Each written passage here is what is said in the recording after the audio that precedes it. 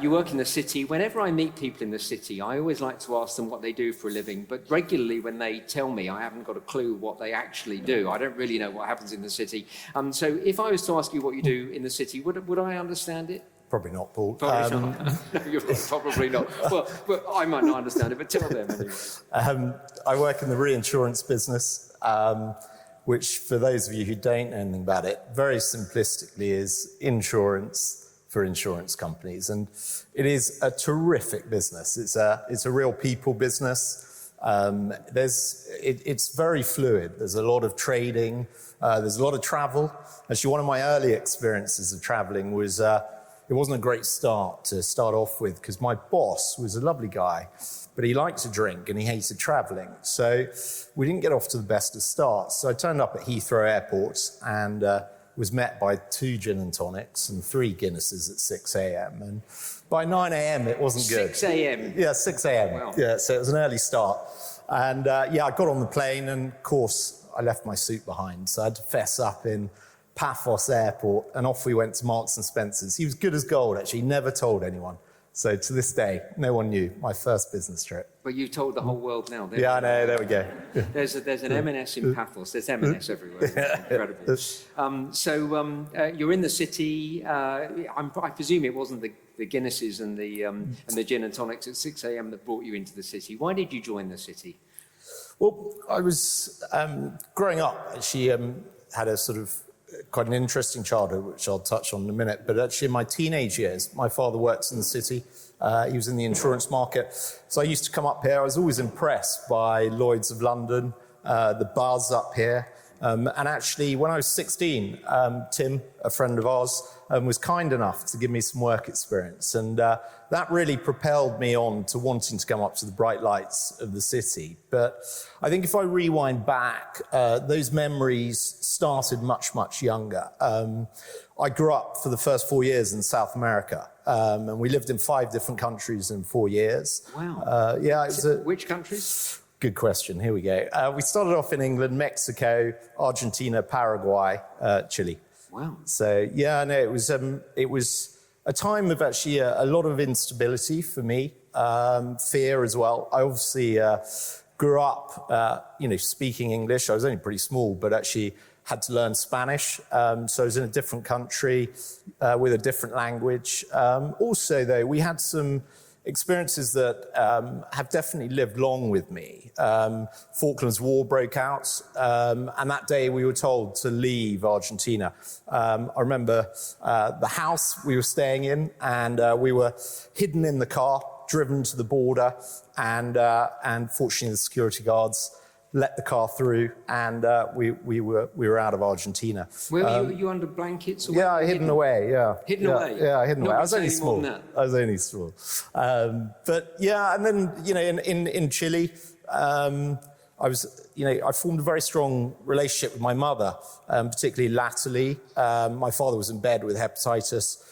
He'd picked it up through dirty drinking water, and so I spent a lot of time with her. And I remember 1 or 2 sort of particularly vivid memories. Actually, one was one day we were out shopping and she fell asleep on the bus. And we ended up with the lights being turned on in a shanty town. And they said, everyone off the bus. And I remember climbing over sort of bodies lying on the floor and just this awful smell of BO. It was absolutely revolting. So, that definitely had an impact. And it's not until you've been to a place like that that you really grasp how poor people are. I mean, I some years back went to Cambodia to visit some mission partners, and went to a slum in Cambodia where these mission partners were working. And I'd heard about these places, but when you're right amongst them, and there you were in the shanty town, and it's terrifying, really, isn't it? Seeing it is, particularly as a young child.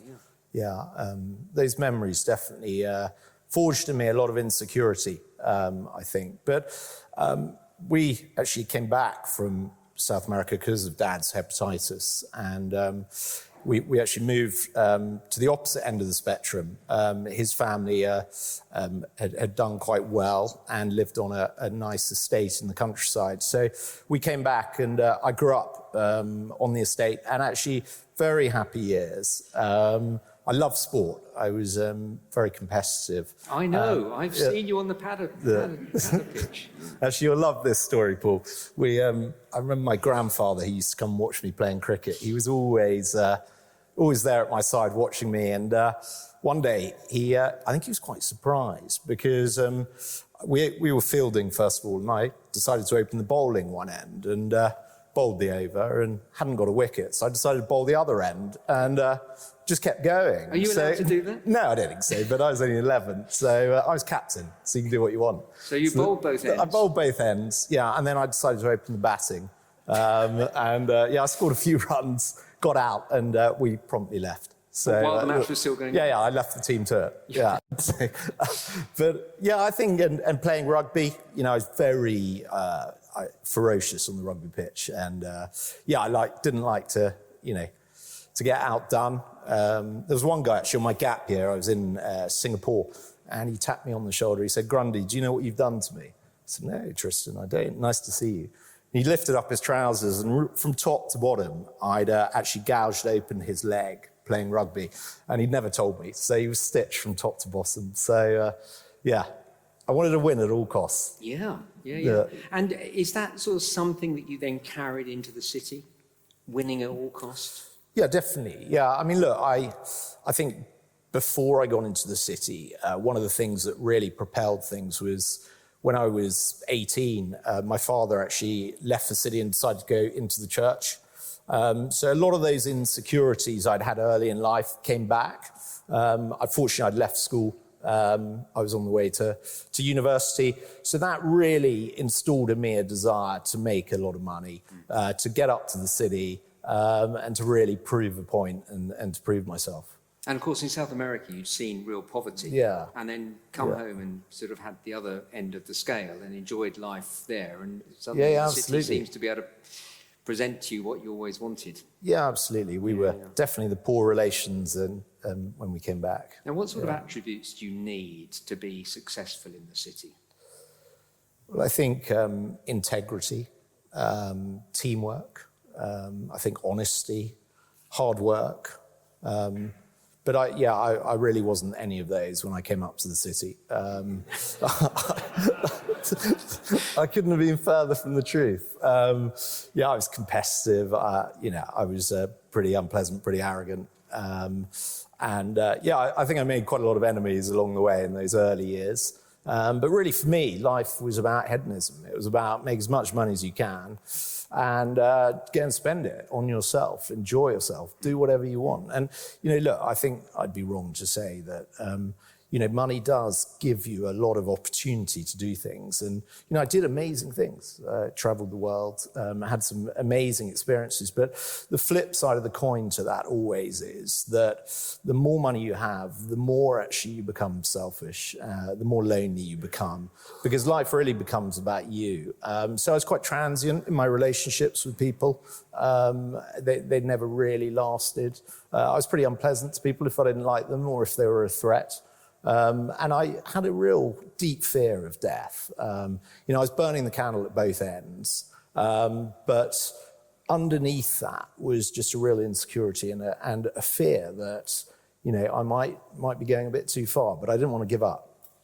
So it's very interesting you talk about the city. I work in the church here. I'm surrounded by people in the city, but I've always imagined you do have to be, cutthroat but actually you're saying something quite different. But there you are living this fairly full life, shall we say. You're enjoying, in many ways, I guess if people looked on at you at that time, they'd have said, well, Philip's doing very well for himself, earning lots of money, living the high life. But that wasn't quite how it felt.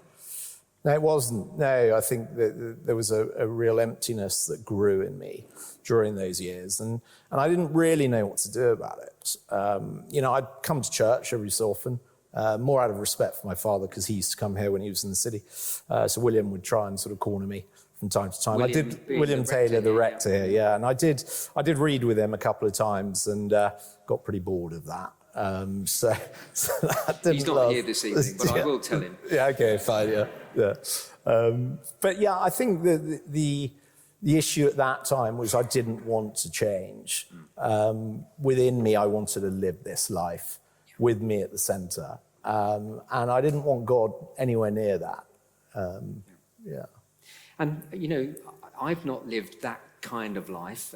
We've talked about this before, but I've had a little glimpse every now and again, you know, when I've been sort of upgraded to first class on an airline or something. And I think, I could really get used to this. Or somebody brought us a fantastic meal at somewhere called the Sugar Club some years back. It was in the West End. And I tell you, I've never eaten like it. It was just fantastic. I thought, I'd like that. You know, it's a nice life. It is a nice life. I think it's a fantastic life. But in my experience, the bar always gets higher. So what do you mean by that, the bar getting higher? Well, I think, you know, your expectations are constantly raised. So a silly little example for me was, you know, I wanted a fast car when I was quite young. So I had a BMW convertible, which I was very proud of. But by the next bonus, I wanted a Porsche. And, you know, that sort of migrated into every area of my life. Whether that be relationships or people. I know that sort of experience when I had my first Fiat Panda, you know, then I wanted to... let's drill down a bit further with that, you know, so cars, you know, okay, but, you know, with relationships, with just any experience, you have something, it's good, you want more in the next. Yeah, and I think, you know, that is our warped nature, really. God gives us so many good things. You know, all of those things are good. You know, holidays are good, money's good, relationships are good. But actually, in my sort of greed and my selfishness, I'd really sort of warped those kind of relationships and my view of those things. And it made me deeply unhappy. Mm-hmm. And you said, you know, you came into the city to make money, you know, you wanted to be successful, possibly retire, you know, early, whatever early is. But you also mentioned you had this sort of fear of death. Yeah. And were you on course for retiring early? No, absolutely not. No, I'd spent it all. You'd spent all. So no way. No, I wasn't at all. And actually, you know, that kind of hedonistic lifestyle catches up with you. You know, I was burning the candle at both ends. And I went to the doctor for a checkup, and I think he was sort of almost fell off his perch because all my sort of tests were off the scale. I'd smoked 40 fags a day. I started when I was 11. 11? I was behind the school bike sheds. It was good. So I smoked, you know, for a long time. And, you know, obviously up here, you eat and drink well. And so none of those things were good. And he very candidly said to me, he said, look, Philip, this is not good. You can do what you want with it. But you won't live to see long life if you carry on. And I think I had this kind of expectation that, you know, when you're young, that things just go on forever. And that was definitely a Rubicon moment for me. I mean, it was amongst a few Rubicon moments that I had, but it was a real wake up. And particularly as you had maybe at the back of your mind, or maybe, I don't know, maybe further forward, this fear of death. Suddenly you're confronted with the thought that never mind retire early, I might well be really retiring early. Absolutely. Big thing. So, look, let's sort of think about what you did about that then. You know, here we are, look, we're in a church or an event like this, you know, you're being interviewed by a vicar. We know what the answer is. You became a Christian and everything became perfect. You ruined it, Paul. Is that what happened? Yeah, it is. It is actually. Full stop. Yeah, it is. I came back to St. Helens. I mean, it was amongst one of a few things I tried. You know, I'd made this conscious decision at that point. I wanted to change. I didn't really know how I was going to change. It's not that easy to give up smoking and other things. And so I just didn't really know how to go about it. So I started doing gym and other bits. But alongside that, I came to church, actually, and came in here. And William sort of came bustling up to me. And he William said, Taylor? William Taylor, read the Bible before and came back. Boring. Yeah, indeed. Yeah. I'll just remind him of that. Yeah, no, do. Yeah, no, he said, look, Philip, come and read the Bible. What harm can it do? I've got someone. He's a great guy. You'll love him. Come and do it. Give it a try. So on the basis it wasn't William, I thought I'd give it a try. So, So it's great. And this chap, David, he was a fantastic guy. He'd come from an atheistic background. He'd made a lot of money in the city, huge amount of money. And someone had taken him along to an evening a bit like this in his 30s. And that had sent him on a path to really researching the eyewitness facts. And it transpired that he came to become a Christian. So what we did is actually, it was a wonderful format. We read John's Gospel, but we didn't read it every week. We spent quite a lot of weeks actually just debating the big questions, and his brain is enormous. So it was great. He was able to sort of come back with answers on everything. And we just looked at the eyewitness testimony, and you know, I just love in John's Gospel, you know, it's fantastic if you haven't read it, but chapters 5 to 10 are bookmarked by these two miracles. And there's Jesus going around in Judea and Gentile territory doing miracles. And the big question that's being asked is, why do people not believe in the face of the miraculous? And actually what you come to see is that it's not the evidence at all. It's actually that people want a very different type of God. They want a God in the here and now. They want money. They want what we see around us. And I realized that was me. You know, I'd wanted all these things and I'd gone after them, hell for leather. But I'd found that they were empty. And I think when you then move on into John sort of 10 to 16, you see Jesus just keeping on telling the disciples that he's about to die. He's going to die and he's going to rise. And they just don't get it, because when he does die, they all go back to their old way of life. You know, James and Andrew have gone back to fishing, and the other disciples are in a locked room in Jerusalem, and the women go to embalm the body of Jesus. You know, I think dead people don't come back to life. You know, it's no different then to now. They didn't expect Jesus to come back. And I think for me, deep down, you know, I didn't really want to believe that there was life after. And so, you know, I'd sort of put Jesus out of the picture. But I think really looking back on it, it was an excuse to live life my way. Mm-hmm. So you're reading through the Bible, and it kind of was, there was a realism about what you were experiencing in those disciples and in the sort of things that other people, they were rejecting for the same sort of reasons you were rejecting, that sort of stuff. Yeah, and I think the interesting thing is, the more you start looking at the eyewitness facts, the more, because, you know, it's history, the more that you can actually go and test that. You know, go and look at the archaeological evidence. Go and look at the popular names of people at that time, you know, in the history books. Go and read the other historians. There were some Roman historians at the time who were very anti, you know, the little movement of Christians at that time. But actually what they did is, their version of events substantiated what the New Testament said. So it's amazing how those kind of things happen. There's a guy called Josephus, I seem to remember, from theological college. Yeah, and, he was working for the Romans, wasn't he? Yeah. But he kind of talked about this doer of great miracles. So he wasn't actually on Jesus' side, but he couldn't deny that he was doing miracles. And that's written down, that sort of extemporary stuff. Absolutely, yeah.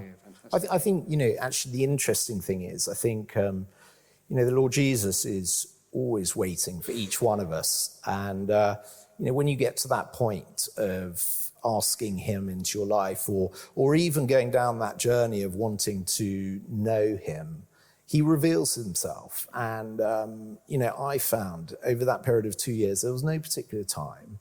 But by the end of it, I just knew that Jesus was real. And I just had this extraordinary sense in my heart of just joy, of peace, a lack of fear of death.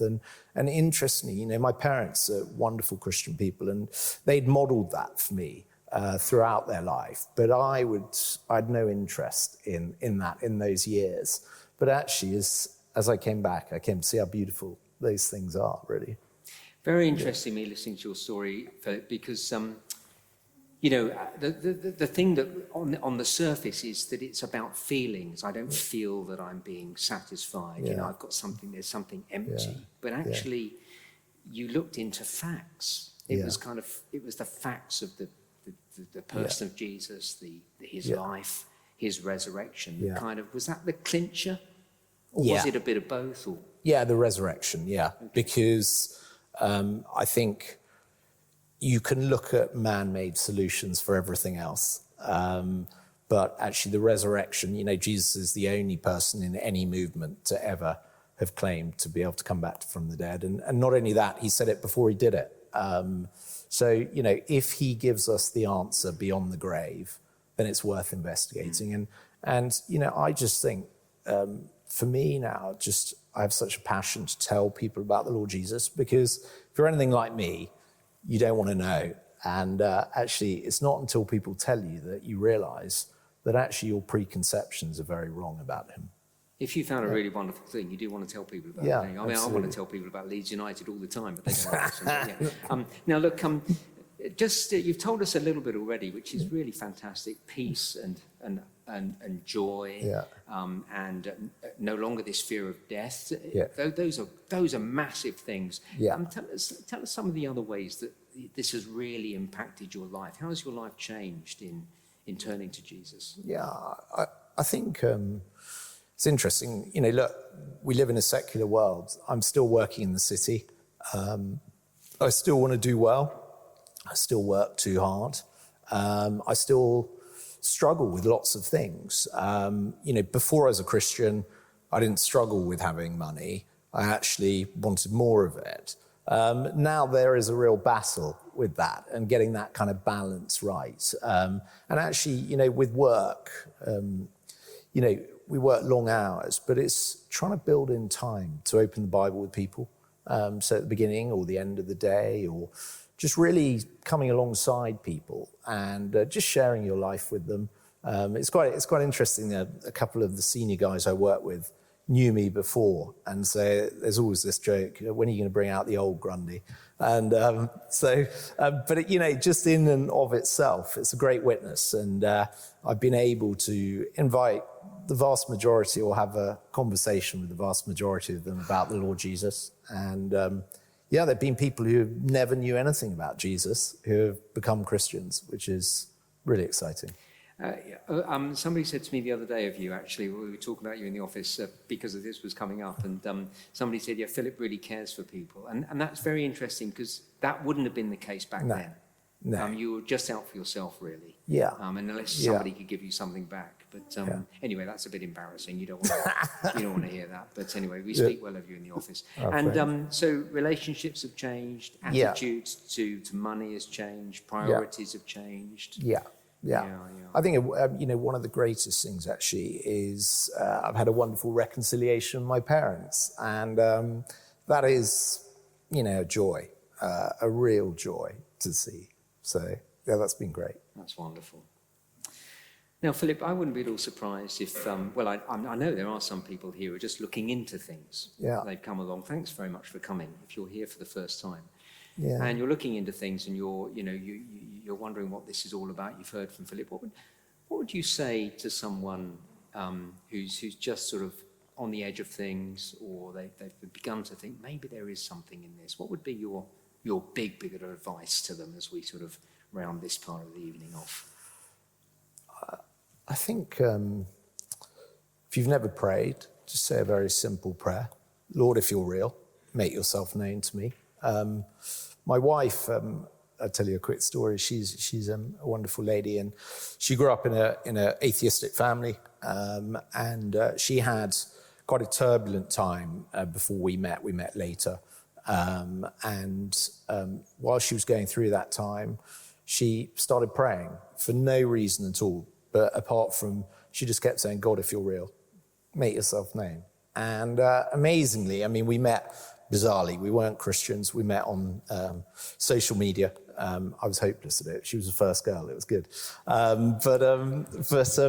We met, and I said to her, look, I'm looking into Christian things. I really feel that I'm going this direction. She said, well, I went to school chapel and it was boring. I'll come along with you. If it's boring, then we'll call it quits. And I said, okay. So she came along. We came here actually on a Sunday evening, and she'd already started praying this prayer, had she? Before we'd met. If you're there, God, then show us yourself. Before we met. Having grown up in an atheistic family and never prayed.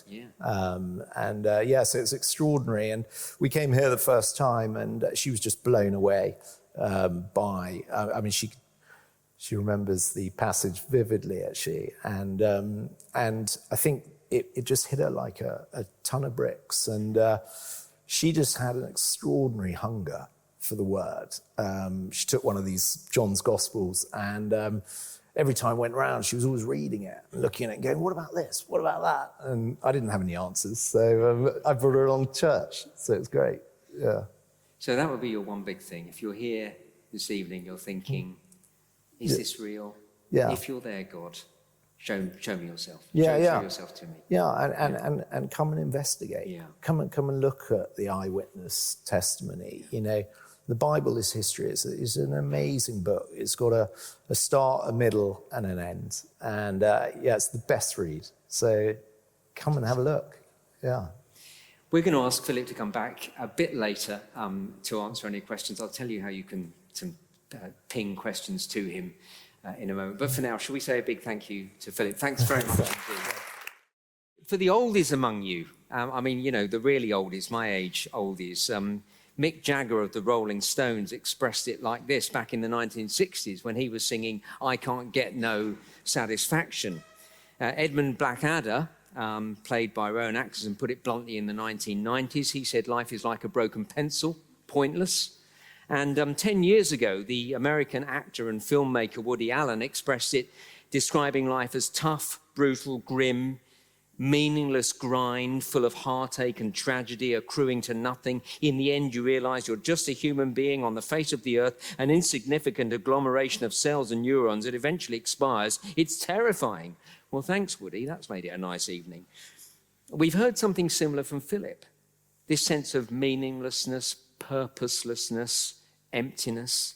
It's been the experience of hundreds of thousands of men and women and boys and girls, not just actually in the last 60 years, but since the basement of time. But arguably, in the last century, when so many in the human race have acquired more and more stuff, and we've created more and more to entertain us and experienced more and more of the planet, as we've got more and more, this sense of the futility of it all seems to have been exacerbated, leaving us desperately searching for what's missing in, well, as Philip said, for him, in hedonism or in materialism, and frankly in any other ism that we think might have the answer. Often, I've noticed that it's those who actually achieve their goals who feel it most acutely. You see, many of us, and I'd include myself in this, many of us never feel that we quite achieve all that we set out to achieve. We never get quite as much stuff as we thought we might get. We never acquire all that we thought we'd like to acquire. And for people like that, for people like me, we can be left wondering if it's just because we haven't yet reached the heights that we aimed for that we feel so empty. And that is why I think it's so interesting hearing from those who do achieve and yet hearing them express that same sense of emptiness. I was struck by one example in the news last week, Bradley Wiggins, knighted in 2013 for services to cycling. Sir Bradley Wiggins, 5 times Olympic gold medalist, first British winner of the Tour de France. If ever there was a man at the top of his game, it was Wiggins. But last week, his story headlined on the sports pages at least, as he admitted to a serious cocaine habit following his retirement from cycling. A habit, he said, that nearly killed him. Here was a man who achieved so much, got to the top of his sport, and yet he says, my addiction was easing the pain that I lived with. So successful, yet not satisfied. Well, not just empty, but emotionally tormented. And look, sadly, desperately, there's no shortage of examples like that in the world of sport and entertainment and business and, well, frankly, every area of life. It seems you can have it all and still feel so empty. It's what we've been hearing this evening from Philip. And while it's a concern of pandemic proportions in the 21st century, it's not a new phenomenon. 2,000 years ago, Jesus spoke into this very need. Turn with me, if you will, to page 31 of John's Gospel. Philip has mentioned John's Gospel several times already. And as you pick this up, well, you are picking up one of the 4 eyewitness accounts of Jesus' life in the Bible. Matthew, Mark, Luke, and John. This is John's Gospel. And you can read all about Jesus' life, his death, and his resurrection here in this book. Now, allow me to direct you to just one sentence. I think there's a bookmark tucked inside, if you turn to page 31, look at John chapter 10 at the top of the page. This is Jesus speaking. I came, said Jesus, I came into this world that they, that is human beings, you and me, that we may have life and have it abundantly. See what he's saying? He says, I've come, says Jesus, to give you fullness of life to the max. I've come, said Jesus, so that you can get the most out of life.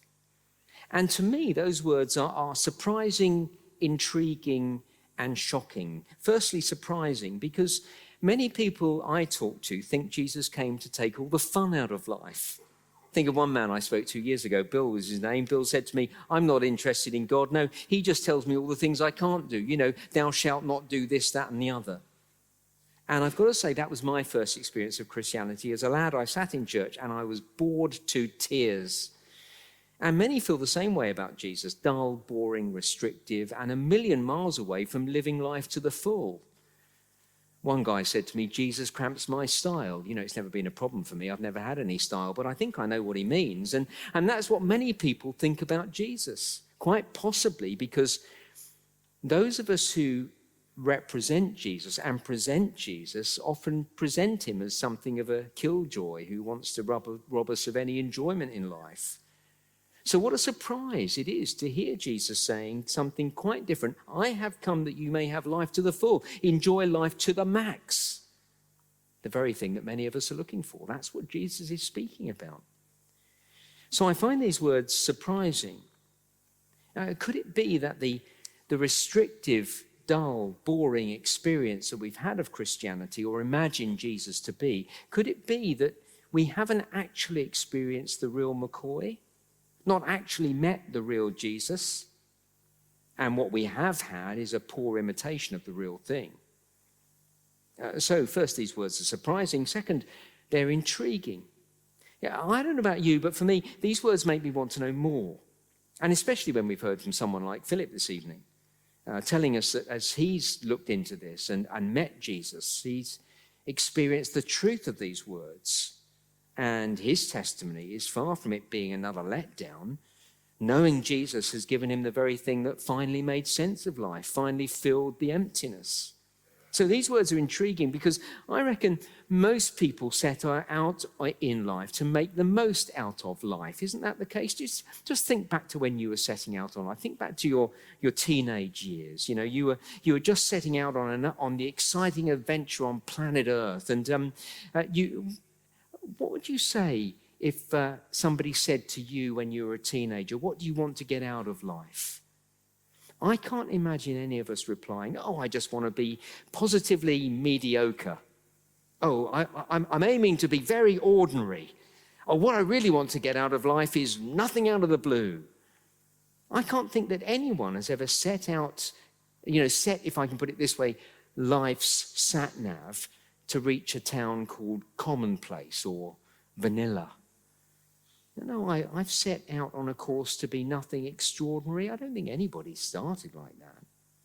Of course, many of us feel that is exactly how our life ended up. But we didn't set out on that course, and that's why life feels so cruel.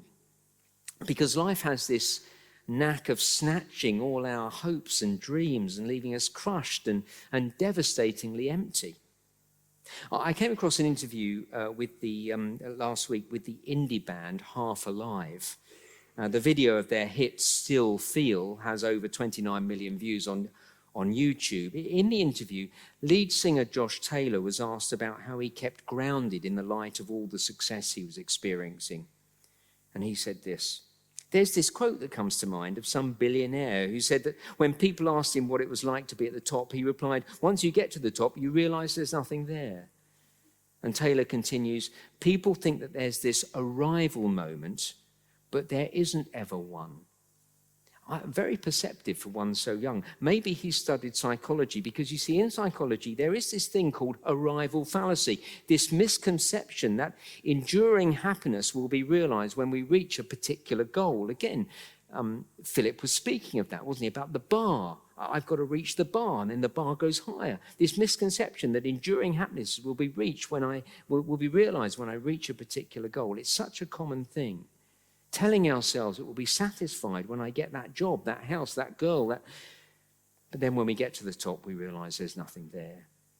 And so life is full of crushing disappointment. And Jesus speaks of that here as well. Look at the beginning of the verse that I pointed you to, if you will. Again, page 31, right at the top, verse 10. Jesus said, "The thief comes only to steal and kill and destroy." Life has this cruel knack of robbing us. Dreams are stolen, life taken, hopes destroyed, careers ended, relationships broken. Our news feeds are full of it. So in the last few days, the sports pages have reported an horrific crash at a British superbike event at Alton Park. A crash resulting in the deaths of Shane Richardson and Owen Jenner, 29 and 21 years old respectively. They were living the dream, riding fast bikes for a living. And in a moment, it's gone. And last Sunday's newspapers reported the death of a 16-year-old on a beach in North Ayrshire. A day at the beach ends in a life taken and the hopes of his parents destroyed forever. Now, look, I could keep scrolling down my news feed and we could spend the rest of the time we have together recounting examples of verse 10, the thief comes to steal and kill and destroy. You know, never mind the stories in the news. I reckon we could all tell our own stories of life kicking us in the shins as a loved one gets ill. Our friends suffer relationship breakdown. We get dealt a bitter blow that comes crashing down on us. Now, here's the thing, you see. We set out in life to enjoy life to the full, but it seems that so many things conspire against us. And even if our story doesn't have a big defining moment of crushing disappointment, so many of us end up just sort of drifting in a sea of mediocrity, feeling that life just doesn't quite seem to live up to all that it promised to be. So how intriguing to hear Jesus saying that he can give us what we always wanted, to be able to enjoy life to the full. So these words are surprising, they're intriguing, and thirdly, and a bit more briefly, they're really quite shocking. See, Jesus says, I've come that you may have life and have it in all its fullness. The implication is that Jesus says, without me, you could never enjoy life to the full. You could never have a full and satisfied life without me. That really is a shock. I mean, who does Jesus think he is? Just imagine that before the evening started, I'd come and sat down and introduced myself to you. And I said, look, I can tell you what life's all about. You might have thought it's a bit grand, but you thought, well, that is what the evening's about. But then imagine that I went on to say, yeah, I am what life's all about. You've met me, you've suddenly found out what life's about. And in fact, without me, you couldn't enjoy life to the full. I mean, you would be thinking to yourself, who is this trumped up little egotist? And you'd be pleased when I left your table and hope you never saw me ever again, I'd imagine. And yet that is what Jesus is saying here. It is quite shocking. Who did Jesus think he is? Well, the answer to that question comes in the next line. In verse 11, Jesus said, do you see it there? I am the good shepherd, and the good shepherd lays down his life for the sheep. And that phrase, I am the good shepherd, is a claim to be none other than God himself. And I say that for two reasons. First, because he says these words, I am. That's the name that God himself gave himself when he revealed himself to a character called Moses some 1400 years before Jesus said these words. And so Jesus is taking those words and he's saying, I am the great I am. And he repeated it again and again. If you read John's gospel, you'll discover this. He talked about he said, I am the resurrection and the life. I am the light of the world. I am the gateway to heaven. I am the bread of life. I am the way, the truth, and the life. I am the vine. He went on and on saying, I am. And he was claiming to be God. And the second reason I say that this is a claim to be God, because hundreds of years before Jesus said this, there was a prophet in the Old Testament called Ezekiel who gave words from God himself, revealing that God would describe himself as the good shepherd. And now here is Jesus coming in saying, yeah, I am the good shepherd.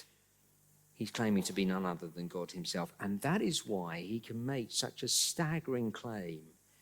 The claim not only to be able to tell us what life is about, but actually to be what life is all about. To be the very thing that we were made for, the very one that we were made for. It's what we've heard from Philip saying this evening. As he met Jesus, he met the one that made sense of life and who is what life is about. In fact, 1700 years before Philip said it, the 4th century theologian Augustine famously said it, Augustine of Hippo, "Our hearts are restless until they find their rest in thee," said Augustine. See, Augustine knew that we were made to be in a relationship with God, and until we are, we feel restless and empty. And Jesus is the one who can connect us to God, not only by showing us that God exists, because he's come as God to show us that, but also here, do you see verse 11? I'm the good shepherd. The good shepherd lays down his life for the sheep. Jesus is talking here about his death on the cross. And when we understand the death of Jesus, we begin to get to the very center of what Christianity is all about. Because he died so that we could have our relationship with God restored. See, we heard it from Philip earlier, how he turned away from God. And what is true of Philip is true of all of us. And that is why we feel empty. And we cut ourselves off from the one who's given us everything, the one who gives us life and breath and everything. If we cut ourselves off from him, of course, we no longer really have life. Just a matter of time before we die. And that is what Philip discovered. And that's why Jesus came to die on the cross. He came to die to restore our relationship with Jesus. I'm the good shepherd lays down his life for the sheep. It is a remarkable thing that you will find in no other religion in the world, that God himself says, I love you so much, I want you so much, that I myself will come and die in your place to take the punishment that you deserve so that we can be reconciled. Have you ever met a God like that? Not until you've met Jesus, you haven't. It's staggering. But he not only died for us, but he rose from the grave. And he speaks about that in verses 17 and 18. Jesus said, for this reason the Father loves me, because I lay down my life. There he is talking again about dying on the cross. I lay down my life that I may take it up again. No one takes it from me, but I lay it down of my own accord. I have authority to lay it down, and I have authority to take it up again. Again, it is a staggering thing to say. I lay down my life and I take it up again. People sometimes decide to lay down their lives, but no one can then take it up again.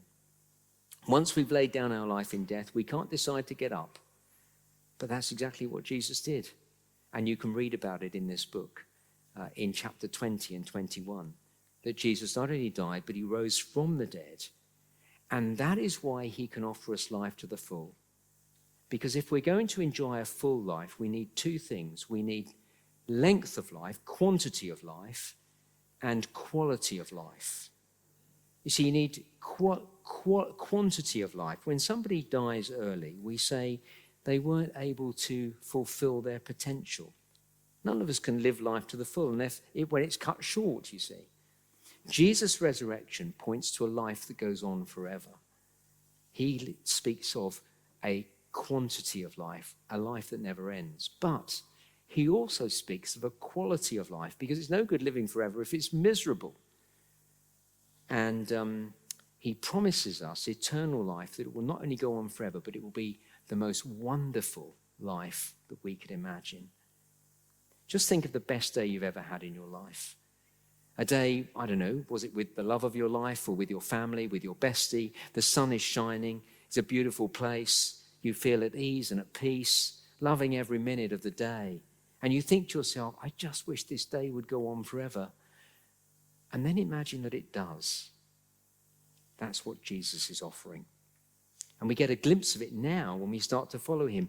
Again, did you hear what Philip said? Peace and joy, no fear of death. He's begun to experience it now, but we get it fully with him when we're with him in eternity forever. Jesus said, I've come that you may have life and have it in all its fullness. Words that are surprising, intriguing, and shocking. But if they're true, they are absolutely cracking, because they give us hope in the face of emptiness. But we've got too many questions that we're going to be able to not get through all of them, so please do stick around afterwards, keep chatting, there's lots to be saying. But I'm going to start by, starting to answer these guys' questions. Both of you, thank you so much for a great evening so far, and there's some really great questions here for us to be thinking about. Philip, why don't we start with you? First question. In what ways was your pre-Christian life unsatisfying? Great question. Great question. I think those experiences that we all enjoy, in and of themselves, don't lead to permanent happiness. So for me, I sort of touched on it a bit, the bar was always higher. So once I'd sort of landed at something and achieved something, I wanted the next thing.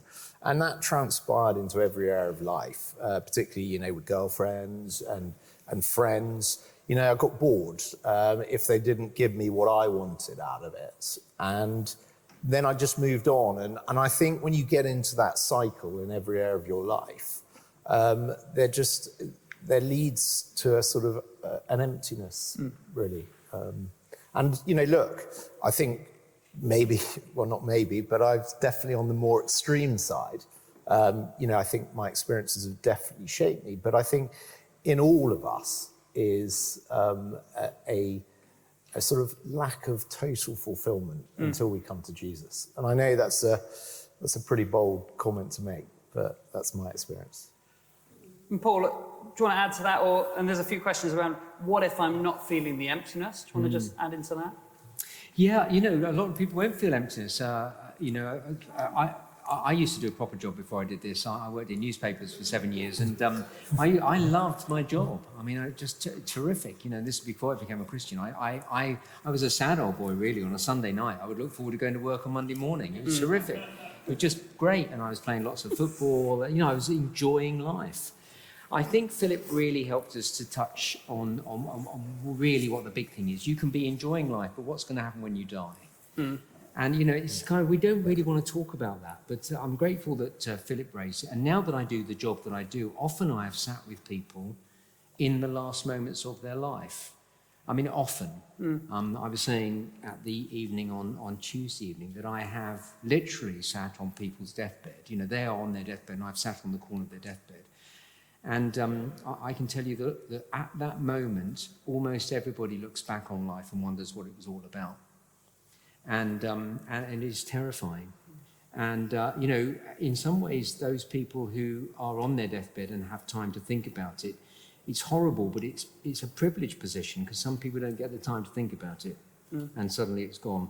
And so you might well feel very satisfied with life, and that's terrific. It's great. Enjoy life. Everything that we enjoy comes from the hand of God anyway. Enjoy it. But what's going to happen when you die? I think death really sort of brings things to a bit of a head, and I don't think we like talking about it. But it's almost cruel not to. So I could go on and on. No, it's really helpful. I certainly remember when I became a Christian, aged in my 20s. I certainly didn't feel like life was empty. But I remember when I started reading the Bible and coming to the person of Jesus, that did change absolutely everything. And it gives you a totally different perspective. Yeah. So I didn't feel like I needed it. Yeah. But then when I came and found it, you think, oh, wow, it changes everything. Yeah.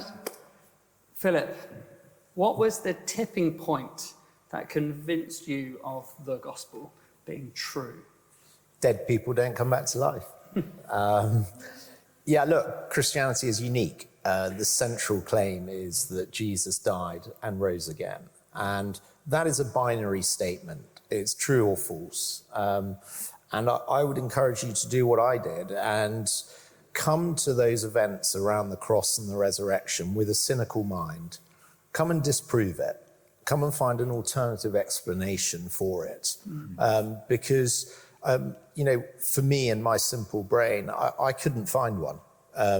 You might, but for thousands of years, many other people have been convinced too. Well, it's very interesting at the end of John's Gospel. If you do take it, we'd love you to take this away and read it for yourself. And when you get to the end, John concludes, almost the end, it's chapter 20, verses 30 and 31, there's another chapter, but John's conclusion is this: these things are written, he says. Jesus did many miracles that are not written, but these are written that you may believe, and that by believing you may have life in his name. Now, believing is the same word as faith. I mean, Drew knows more Greek than I, but it's the word pistuosis, and Greek, faith, trust, it's all the same word. And often people say, oh, well, I want faith, I want to have, I can never have your faith. What John is saying is the way you have faith is to look at the evidence, which is what Philip's just been saying. And John is saying, I've written these things down so that you can believe, so that you can have faith, so that you can trust. I'm not asking you to believe in the things you don't know. I'm asking you to believe in the eyewitness, historical facts, the things you can know. And I found that deeply reassuring, because there's times when you don't feel it, but you think, why do I believe this? Oh, this is why I believe it, because I've looked into the evidence and it makes sense. And this is why I believe. It's actually more sensible to believe than not to. Yeah, and I think if all the eyewitnesses around the events of the cross were interviewed, we'd have over 3 weeks of courtroom testimony. That's a vast amount of evidence. And I actually think, one of the greatest things is you look at these disciples and they come across pretty negatively in the Gospels. But something happens after, because 11 of them get martyred and they never change their story. They go right out across the empire. Within 400 years, Christianity becomes the religion of the empire. Constantine is the first Christian Holy Roman Emperor. And, what caused all that? Rome was trying to get rid of this sect 400 years earlier. Yeah. Really helpful. I'm convinced. Very good. And so let's think more kind of post becoming a Christian.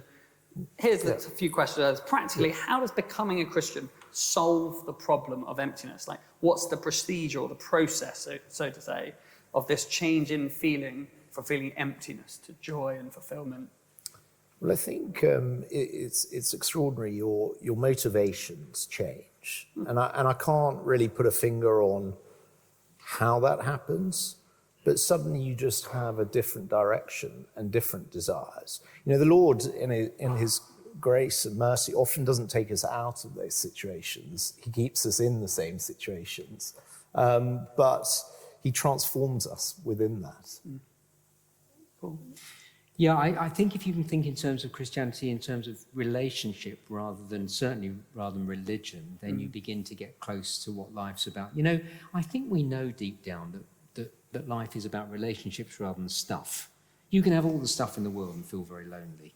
You can live in one of the most fantastic cities in the world and feel very lonely. And feeling lonely is awful. And when relationships break down, they're the worst things of all. You think of pain. There's all sorts of. We think about pain last night and the night before. There's all sorts of pains, but there's nothing worse than the breakdown of a relationship or the loss of someone. Mm-hmm. So relationship is right at the heart of the universe. Why is relationship right at the heart of the universe? Because we were made to be in relationship with each other, yes, but ultimately with God. And so when I come back into relationship with him, then I suddenly go, oh, now I get it. Yeah.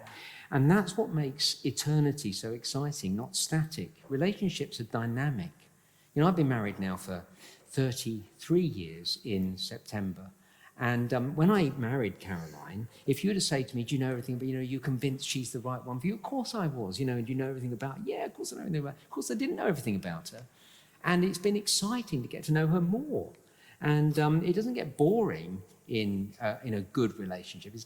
Wow, I even discover new things about her that I never quite knew, and it's just fascinating. It's wonderful. Now, that's with another person. Just imagine being in a relationship with the one who is eternal and who is so much bigger than everything that was made. We're never going to get bored. It's a dynamic thing. So I don't know whether that helps, but I think that suddenly you think, oh, that's why I feel fulfilled, because I'm made to be in relationship with the one who is just magnificent. I'll never get fed up with learning about him and enjoying him. Really helpful. Can you talk a bit more, Philip, about balancing your city career with prioritizing God now? Like, practically, what does it look like in your kind of day-to-day life now? Yeah, it's a good question. One of the many things I've been really fortunate with, my parents I've taken a lot out of their kind of Christian life, and one thing they've always done is started the day early together, reading and praying. And so actually we were fortunate right from the beginning of our married life. We put aside an hour at the beginning of the day. So we get up pretty early. We spend an hour praying for each other and reading the Bible together. So it's a great start to the day. In the busyness of the day, it's difficult. If I'm honest, a lot of the day I don't think about the Lord. I'm focused on doing work and stuff like that. But there is always a desire to speak of Christ and to try and engineer conversations with people if they want to talk about it. And go on, just say why you want to talk about the Lord Jesus with everybody. Because, I mean, this is a really hard message to say, but I believe what the Bible says, that there is ultimate judgment and there is hell. And, I want everyone to see what I've experienced and to be welcomed in by the Lord Jesus into that relationship for eternity. And I believe that is what's going to happen, unfortunately. Do you want to add anything, Paul? No, I think that's right. When you've discovered what you think is the most wonderful thing in the world, you want to tell people. It's not only Christians who do this. If you found something that's absolutely brilliant, you want to tell people, don't you? Of course you do. Well, it would be odd if we actually thought we've not only found something that's really fantastic, but actually is the very heart of why we were made, if we kept it to ourselves. That would kind of be odd and cruel. I remember a friend of mine, I used to be a musician before I started doing this job, and they were actually quite upset with me one day when they kind of found out what I really believed. And they were kind of like, do you not really love me? You've never really told me this very clearly before. And it was a great moment, actually, for us to be able to be really honest and frank with each other. And I thought I had to say, sorry, I definitely should have done. I'm really sorry about that. Yeah, and I think something that motivates me quite a lot is on that final day, if there are people that have been in my life and I've never told, imagine what they say to me on that final day. Philip, why did you never tell me? Why did you not give me the opportunity to hear? You said, Paul, that Jesus offers abundant life. Why is it that those who do not profess Christian faith look like they're having so much more fun in life than Christians now? Oh, it's a great question. Super question. Thank you so much, whoever put that in. There's a great verse in the Bible that's often misquoted to me. Sometimes I take weddings and the sun is shining and people say, vicar, the sun shines on the righteous. It's only half the verse, because the Bible actually says the sun shines on the righteous and the unrighteous. Isn't that interesting? God gives good gifts to everybody. That's the point. You don't have to be a good person to enjoy the sunshine, or indeed the rain, because we need the rain as well. The next part of the verse says that. So we can enjoy. God is a good God. He's given us lovely things. You can enjoy the same meal that I can, whether you are a Christian or not. Of course you will. You've got the same taste buds. Well, probably not exactly the same, because I don't like fish and you might do. But, we can enjoy the same things, can't we? Because God has given us all these things. So you can have a great time without being a Christian. I think here's the key thing again, just to wind it back. I don't know whether I'm exactly answering the question, but Philip's so helpful in reminding us there's going to come a day when we cut ourselves off from God. Now, if God is the one who's given us all good things, we're enjoying that now. What will be eternity for you if you're cut off from the God who gives you all good things? Well, no good things. And that's why you can't have ultimately fulfilling life. Firstly, because you can enjoy a lot here, but you can't enjoy the ultimate thing you were made for. And because for eternity, it won't go on forever, you see, your life. Do you remember I said there's two things you need to enjoy life to the full? Quantity of life and quality of life. And you might say, I'm having a great quality of life at the moment, but it's going to come to an end. But Jesus says, I can make it go on forever, and it's going to be even better. Yeah. I think that's what I'd say. Yeah, I think it's interesting, isn't it? I think Eddie Izzard once said, if only someone had been the other side and come back and told us what it was like. And that is exactly the claim. The Lord Jesus knows what's on the other side. He knows what heaven and hell are like. And that's why he warns us more than anyone else in the New Testament about hell. And it's a terrifying prospect. And went to extraordinary lengths to rescue us from that. Yeah. Again, you'll read in John chapter 3, verse 16, God so loved the world. He so loved the world that he sent his only son, that whoever believes in him shall not perish. That's how much God loves you and me. He says, I'm going to go out of my way to do everything I can to rescue you from a life of being cut off from me. Isn't that extraordinary? I mean, I shake my fist in the face of God all my life, and he says, but I love you so much, I'm going to die for you to get you out of that predicament. I mean, I just get amazed by it. I've known it now for 40 years, and every time I think about it, I think, wow, you do that for me. What a God, so loving. We've had even more questions coming in, even just in the last few minutes. A number are still around. What's the reason for our emptiness? I mean, I think you began to explain this, Paul. Our hearts are restless until they find their rest in thee, that quote from Augustine. Do you want to just explain that a little bit more? Yeah, I mean, it goes back again to, what am I made for? I'm trying to think of a good illustration. I don't know that I can think of it. I mean, a silly illustration. I don't think it's great. If you're a train, sorry, I hate those sort of things. It's not a train. Sorry, if a train is not on its tracks, it can't kind of be everything that it's meant to be because it's meant to be there. I mean, it's a stupid illustration, really. You take a fish out of water and it sort of flaps around. And it's kind of like we're made for a particular environment, is what I'm trying to say. Those are bad illustrations, but we're made for a particular environment. And unless we're in that environment, we can't really enjoy as much as we could.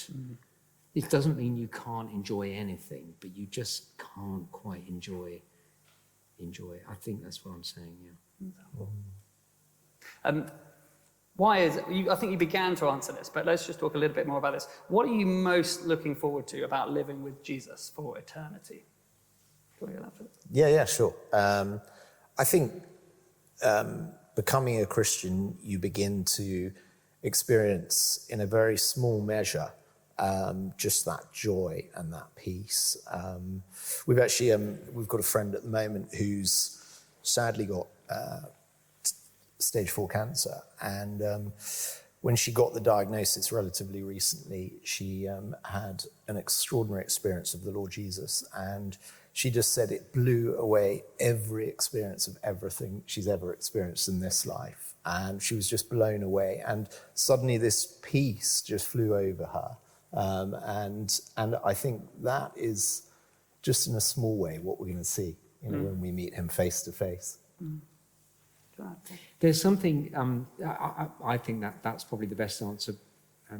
But, one of the things that I've been most excited about, perhaps in the last 15, 20 years of my Christian life, is discovering that really that the Bible says a lot more about heaven, or really it talks about the new creation than we realise. And that it's going to be far more tangible than we think it is. We're certainly not going to be floating around on clouds, playing harps, wearing ethereal negligees. But we're going to be... and certainly not listening to sermons. Exactly.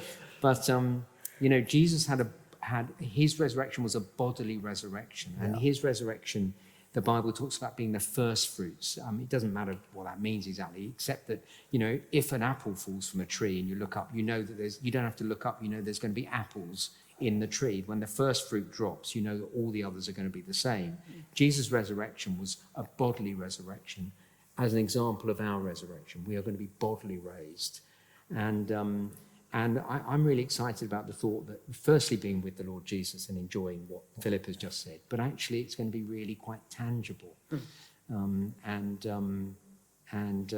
going to be in relationship with people, and we're going to be doing a lot of the stuff we do, because he made a good world the first time, and he'll make the same a new creation, but it'll be very similar, new heavens and new earth.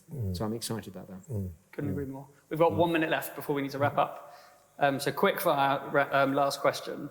I'm not a Christian, but I don't have that emptiness in my life that Philip and Paul were talking about. I'm very contented with the way how life is going. Everything in life, I'm enjoying life. Why should I then turn to Jesus? Great. Because you're going to die. That was quick fire, well done. Kept to the brief. Cool. What he said. Wait. Very good. A few things to say as we wrap up our evening. I didn't think it was going to be that quick fire thing. Well done, chaps. Firstly, thank you so much for coming up. Hope you enjoyed the evening as much as we have done. We'd love to see you here again at some point, so please do come back. We have lots of meetings on Sundays. I'm not going to run through them all because they're all on the website, and you'll forget them if I say them right now. But there's lots of meetings for you to be able to come to on a Sunday, so please do come back and find us then. In terms of the best next steps for you guys now, we'd highly recommend doing just one thing, which is what Philip said, which is read the books that you've got on your tables. Like Philip said, he tested out Jesus go and test drive him, give him a try and see what you make of him. And there's two really good ways of doing that. One-to-one, you can maybe ask the person who invited you here this evening to do that. And let's be honest, if you get bored, like Philip did with William, you can just choose someone else after that. That'll be good. Or secondly, you can do it in a group, in a thing that we put on very regularly called Christianity Explored, which is a short course with a few other people to be able to investigate the claims of Jesus. And there's a table just at the back there under the gallery. Seb is just there on that table, and he's all on his own. So if you'd like to go and see him after this, I'm sure he'd be pleased to go and see you there. So go and check that out as well. There'll be a little sign-up sheet so you can sign up to doing that course if you'd rather do it with a few other people. Lastly, to say, Paul, Philip, thank you so much for giving us so much of your time. Philip, particularly for opening up about yourself. Thank you so much. Should we give these guys a round of applause one last time? Thanks, Paul. Thanks.